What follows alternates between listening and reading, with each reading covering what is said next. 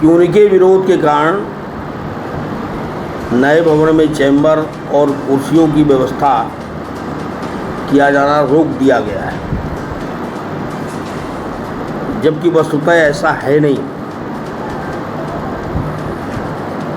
Chamber के लिए एक उच्चतम न्यायालय द्वारा मार्गदर्शक सिद्धांत प्रतिपादित किया गया है कि किसी भी अधिवक्ता संघ द्वारा अपनी आम सभा के द्वारा अगर अधिवक्ता संघ आम सभा से प्रस्ताव पारित कर अधिवक्ता कक्ष बनाने की मांग करता है तो उस संबंध में डीजे कोर्ट के अंदर होने वाले स्थान की जांच करेगा, आवश्यकता देखेगा और उसको अग्रेसित करेगा हाई कोर्ट के लिए।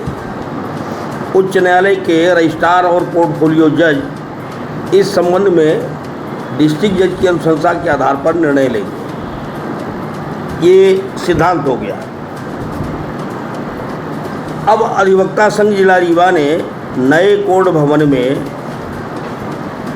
अधिवक्ता कक्षों के वितरण हेतु आम सभा का 6 महीने पहले आयोजन किया था और उस आम सभा में हमने ये तय किया था, सर्वसम्मत से तय किया था कि सीनियरिटी के आधार पर जो यहाँ अधिवक्ता अपने कक्षों में रहकर विधि व्यवसाय करते हैं, अगर वो अपने अधिवक्ता कक्ष का यहाँ समर्पण करते हैं तो उन्हें उसके एवज में नए भवन में अधिवक्ता कक्ष अलॉट किया जाएगा और इस संबंध में उसे किसी तरह का कोई शुल्क नहीं लिया जाएगा।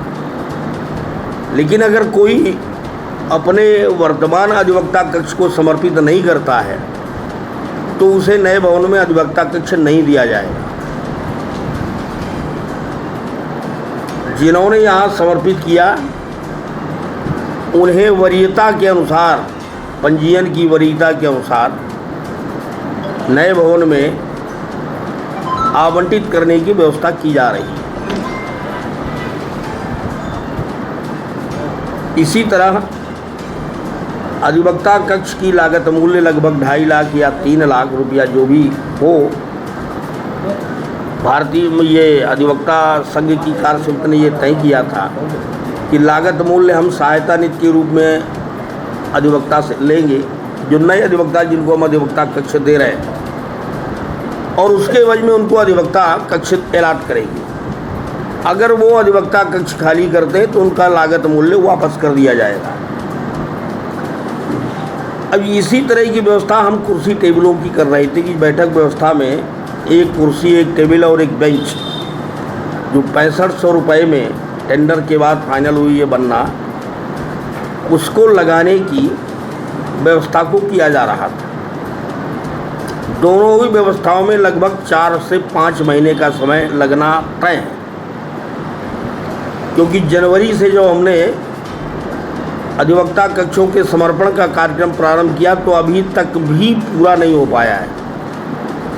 तो अगर किसी दिन जिला एवं सत्र न्यायाधीश द्वारा ये आदेश दिया गया कि नए भवन का हमने पोजीशन प्राप्त कर लिया, आप कल से वहाँ जाएंगे, तो इस व्यवस्था को हम एक दिन में संभव नहीं है कि पूरा कर पाएँ।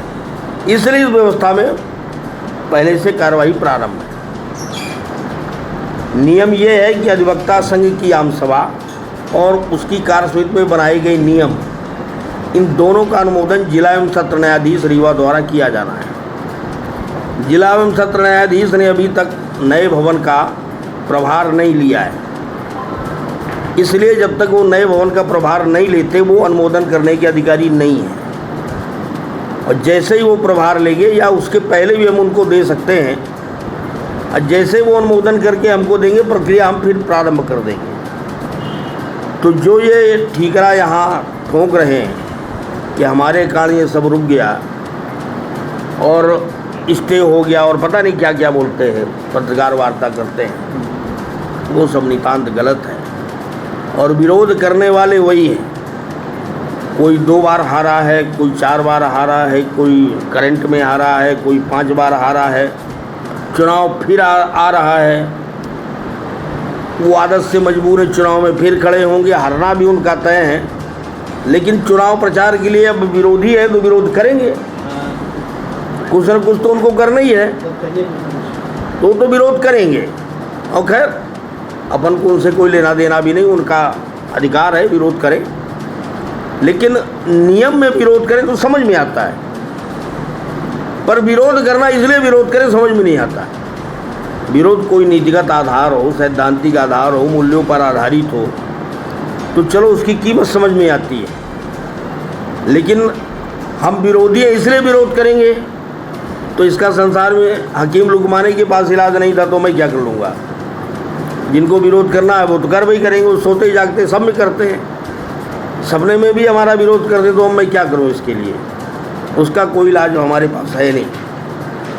तो जो ये भ्रांतियाँ ये फैलाई गई हैं वो नितांत असत्य है।